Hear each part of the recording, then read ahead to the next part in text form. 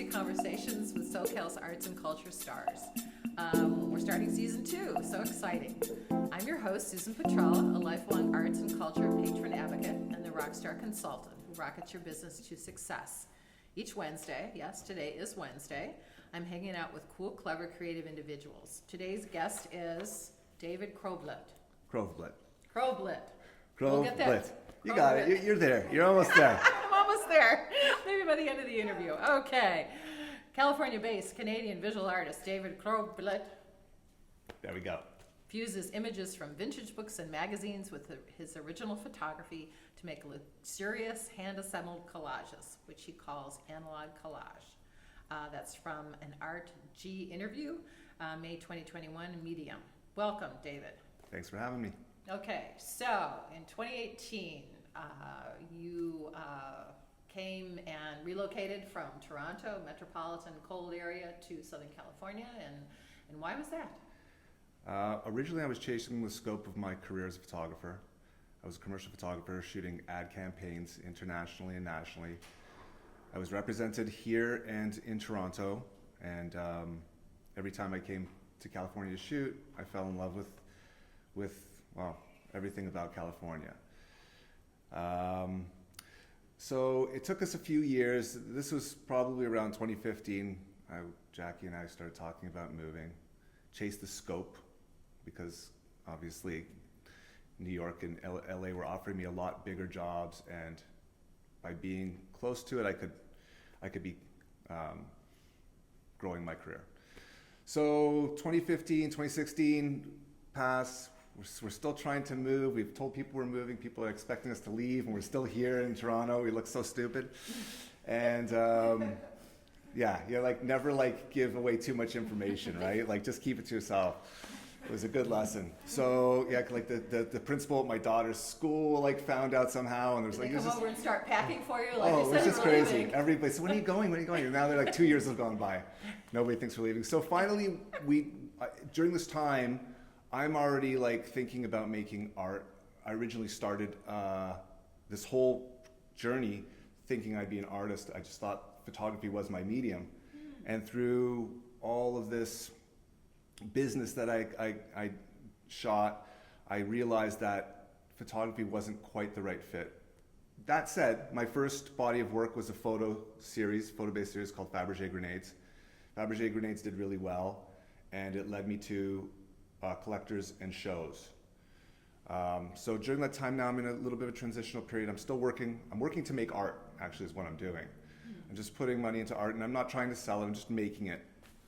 And so we finally decide we're going to move, and we make the move, and we get here, and I'm traveling back and forth that first year to photography. I'm directing some small commercials and things as well. And so in that year, we met a few galleries, and we had a couple of shows, which led to more collectors and galleries and shows. And over the next year and a half, within a year and a half, I should say, we were turning our clients down and closed up the photography shop completely. And we've been in an upward trajectory primarily for almost that whole time.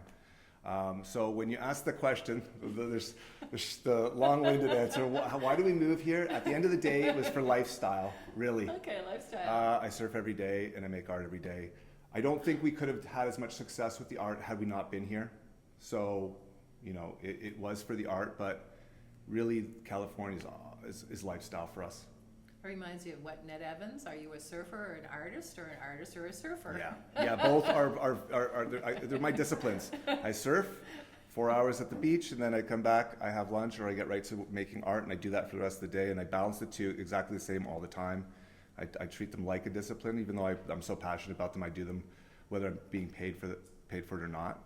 But they're cool because they flow together. They're the same sort of idle kind of. When you catch a wave, you're not thinking about anything. You're just present. And when you make art, it's the same sort of You go into the process. zone. What is that? There was a really long Czechoslovakian name years ago. About flow. Yeah. So It's flow state. 100%. You lose track of time. You lose track of whatever responsibilities. Luckily, they work together, and we can make money with art, because when you go into flow state, nothing really matters anymore other than what you're doing. Mm-hmm. It's a fascinating, amazing state, and I think it keeps you healthy. How did That you state. choose collage? It's a good question. I I've been love thinking collage. about this one for a long time. So,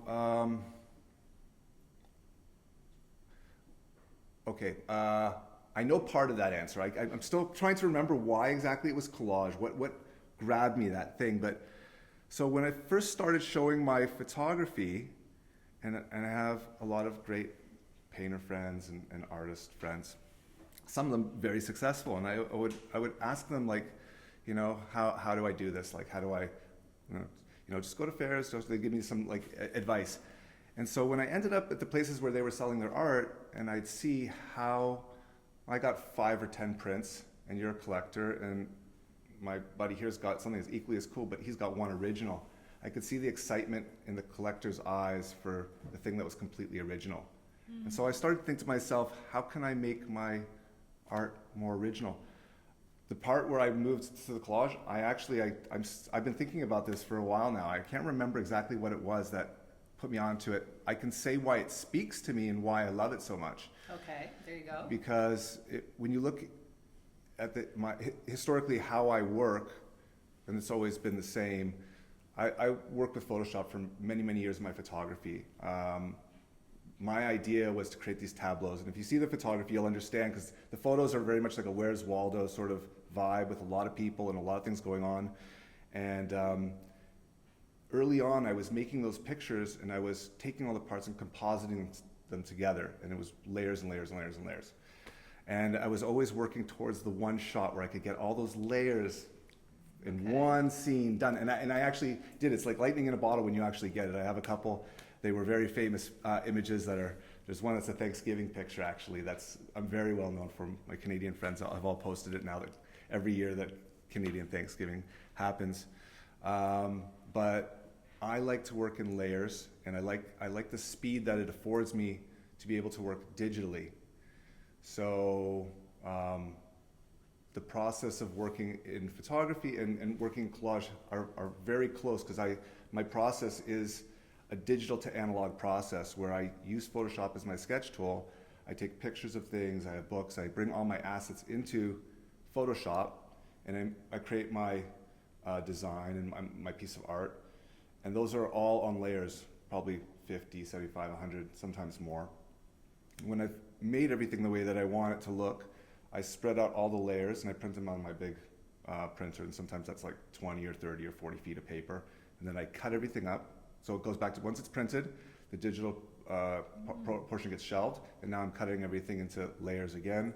And I'm using that digital version as a guide now to create the analog piece. So I don't follow it 100% sometimes. Sometimes I stay very close. When I first started, I'd get like a ruler and measure everything, like, okay, and take the layers off one by one. More free?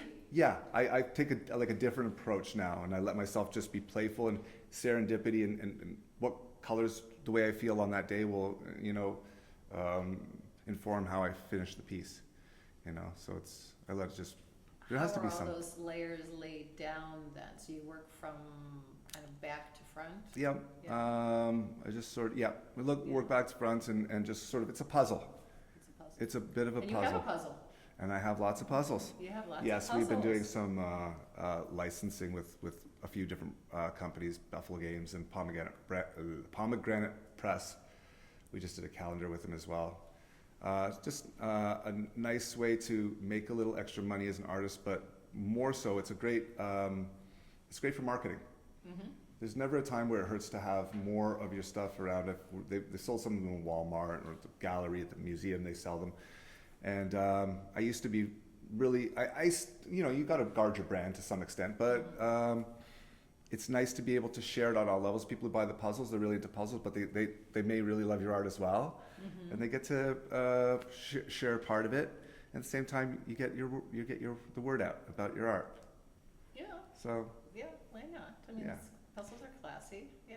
They're fun. I just have somebody, a client of mine, who just got some interest in a board game. I mean, a board game that he created like 20 years ago. Oh, really? So yeah, that's wild. Yeah.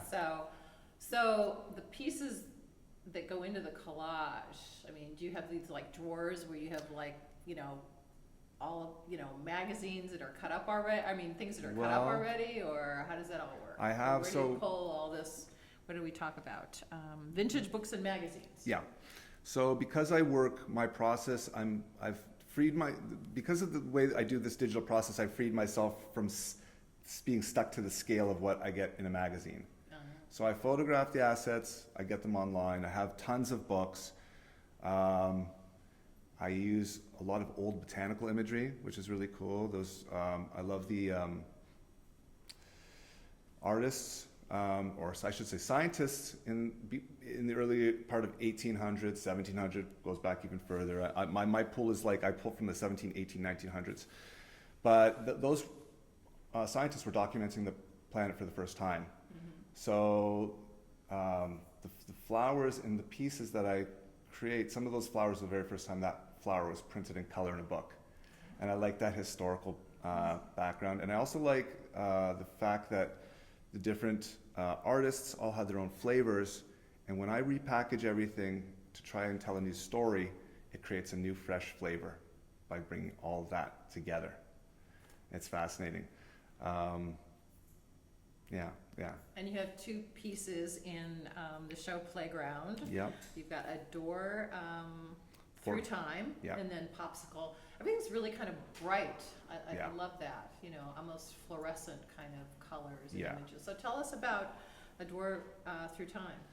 Portholes. It's a diver from. I have a iconic series of work that's divers and astronauts, both sort of one being the quietest depths of the farthest reaches of the ocean, all the way into the So do you feel deepest. do you feel like one of those individuals? Yeah, I mean, they're explorers, and I'm a Canadian alien, I'm here traveling through the porthole myself into a new wondrous land, so I'm represented some way in those pieces. The porthole is a doorway through time. It's also a window on a ship, so it has this interesting idea of looking through and traveling through time and traveling back. They're explorers, they're wearing these heavy suits to protect themselves from harsh environments. Mm-hmm. But there's the idea inside that maybe it's the environment that needs to be protected from them, mm-hmm. and they're the ones who are tainted. I love bright colors. I mean, my real strength is in color and design, and I like to add symbolism into the pieces. There's throughout all my work, the number 3 is sort of represented in one way or another.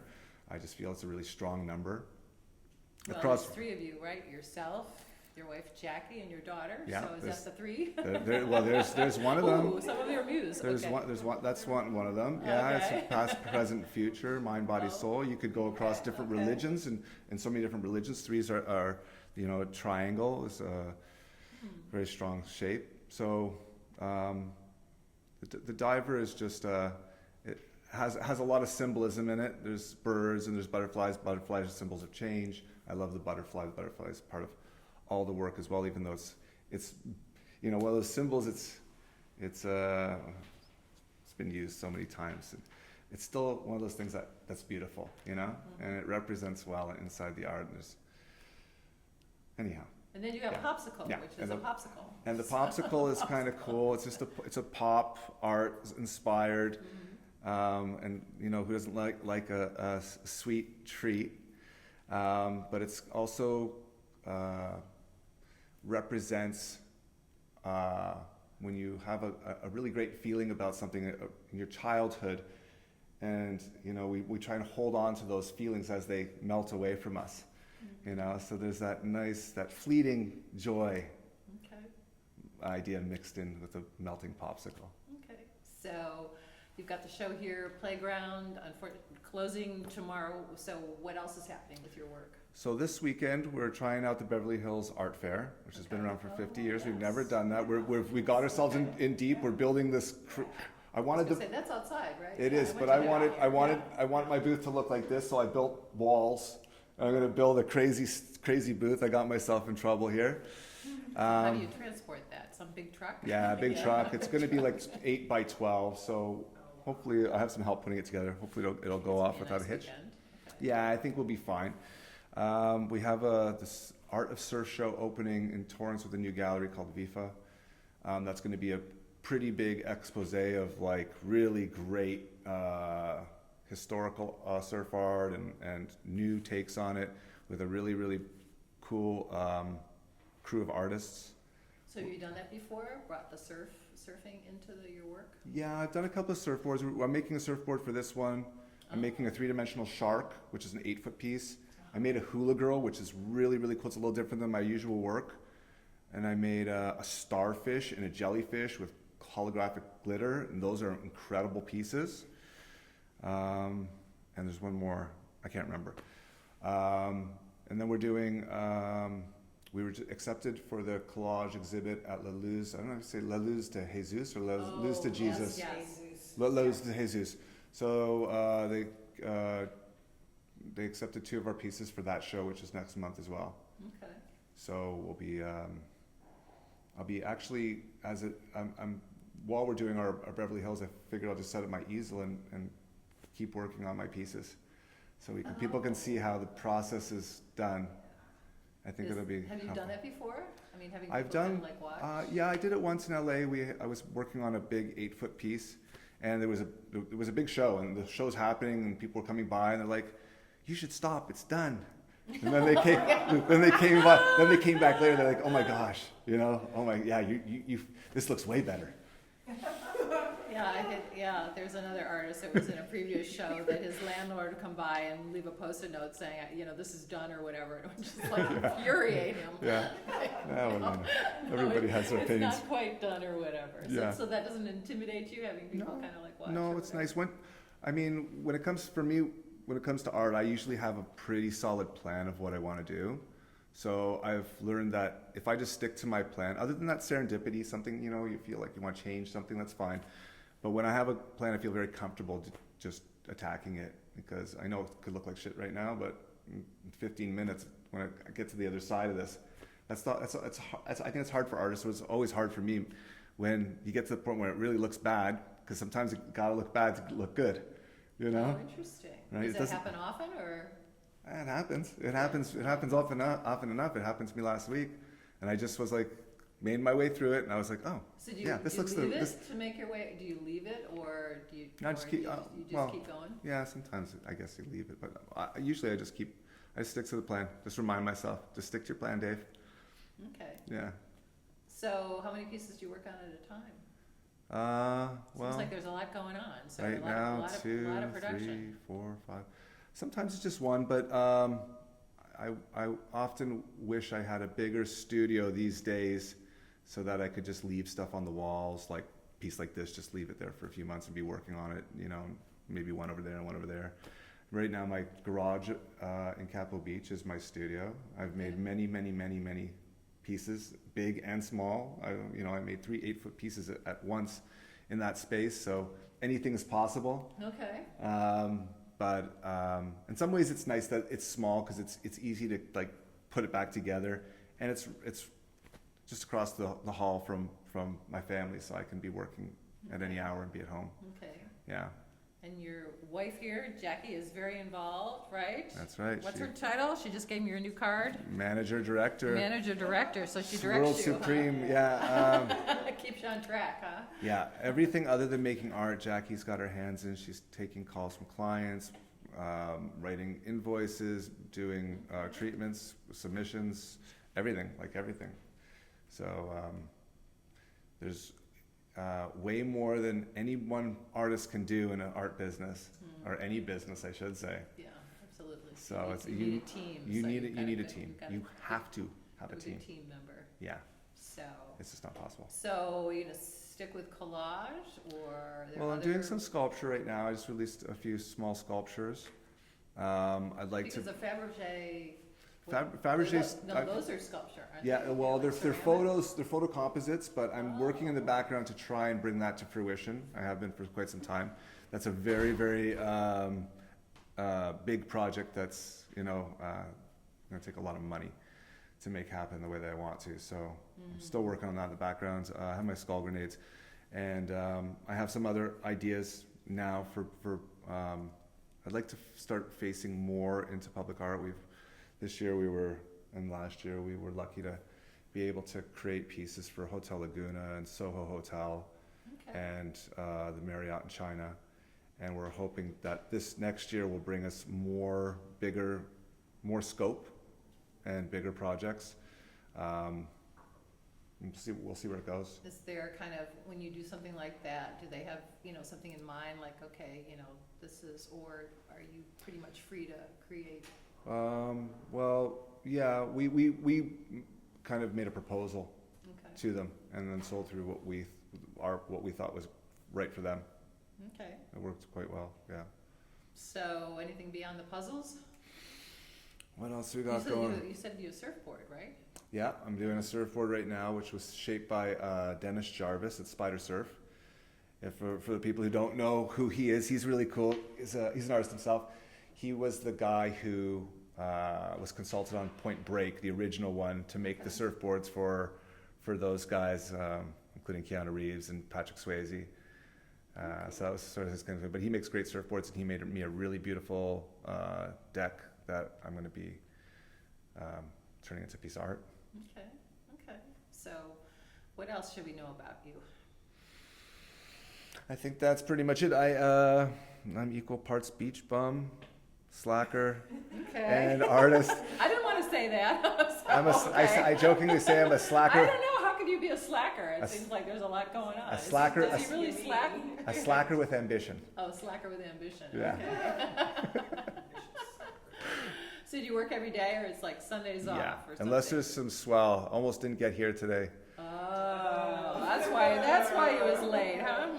Well, that's right. I was reading in the paper that you finally got some good swell. It hadn't been so great. Been a really good week. Where do you like to surf?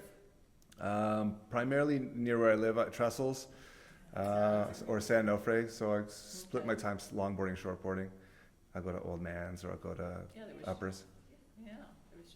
They were just highlighting some longboard championship surfers or whatever that won in the paper today or whatever. So interesting. Okay. So you meet up with all the, you have a surf club. There's all these surf clubs or whatever. I got a couple of friends I surf with on the weekend, and during the week I go with my Great Dane. We go down to the beach. So Monday or Friday I take her to the beach. Does she surf too? No, she hates the water. She won't even go into. They have those contests where I think in like Huntington Beach where your dog surf. I can't get her up to her ankles even. She hates the water. Oh, but it's a nice place to walk, and she just sleeps in my bus while I'm surfing. She'll stay in there for 4 hours. All right. Yeah. So we're not going to see her in a silly costume on Huntington Beach dog surfing, right? Well, maybe if my daughter has something to say about it. She'd like to paint the dog's nails pink and put jewelry on her for sure. So is she following in her father's footsteps for art? She's actually very creative. She thinks in sound and audio. She's a musician. She likes to write music and play guitar, and she's as passionate as me. It's like when you're passionate about something, nobody tells you to go do it. You're just over there doing it all the time. Right. And I'm proud to say that that's what she does. She just goes and does her music. Whereas Tammy, she's just making music. And these days, she just turned 17 yesterday.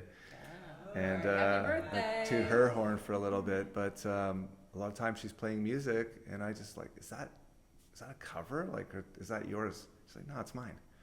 And I'm pretty impressed when I hear those songs. They got these hooks in them already. She knows how to write, and she knows how to like make different music, like different stuff. It's like doesn't all sound the same. Oh, that's a good question. So when you work, do you listen to music, or is it Yes. quiet? Yes, mainly. It gets, just gets you in the mood. But I'm a very broad musical, I listen to everything. Okay. Yeah. Okay. Yeah. Well, thank you. This has been terrific. So for sharing your story with us. You've Thank made you. Bounce Bounce. A special thank you to our generous sponsor, Coastline College, its Fine Arts Department and Art Gallery, David Michael Lee, Director, Curator, Professor. He's also our wonderful producer and learning to be our audio engineer. Thank you, David. Until next time.